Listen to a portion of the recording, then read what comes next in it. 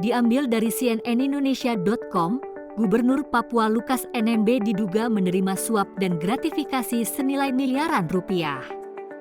Dia telah ditetapkan KPK sebagai tersangka.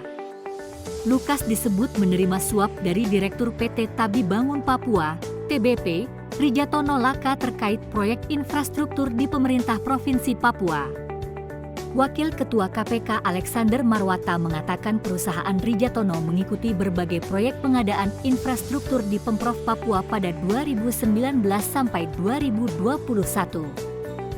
PT TBP diduga tidak memiliki pengalaman untuk mengerjakan proyek konstruksi karena sebelumnya bergerak di bidang farmasi. Namun, Rijatono diduga melakukan pendekatan dan cara curang untuk mendapat proyek. Rijatono disebut melakukan komunikasi, pertemuan hingga memberikan sejumlah uang sebelum proses lelang dilaksanakan dengan harapan bisa dimenangkan. Adapun pihak-pihak yang ditemui tersangka RL diantaranya adalah tersangka Le, Lukas NMB, dan beberapa pejabat di Pemprov Papua, kata Alex dalam jumpa pers di kantornya, Jakarta, Kamis 5 Januari 2023. Kesepakatan yang diduga disanggupi Rijatono untuk diberikan kepada Lukas dan beberapa pejabat di lingkungan Pemprov Papua diantaranya pembagian fee proyek hingga mencapai 14% dari nilai kontrak setelah dikurangi PPh dan PPN.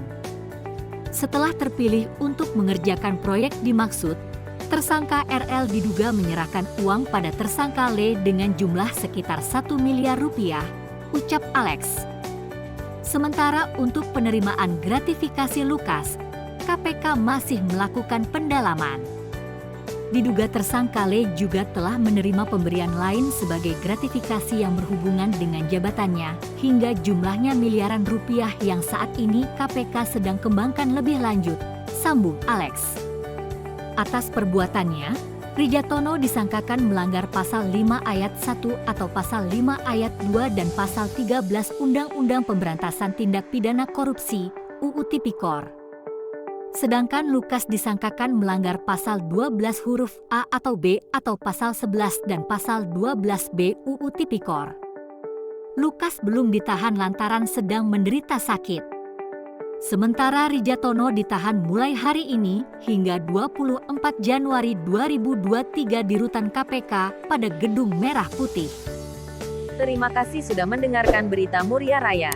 Dukung kami dengan cara subscribe, like, serta share agar channel ini semakin berkembang.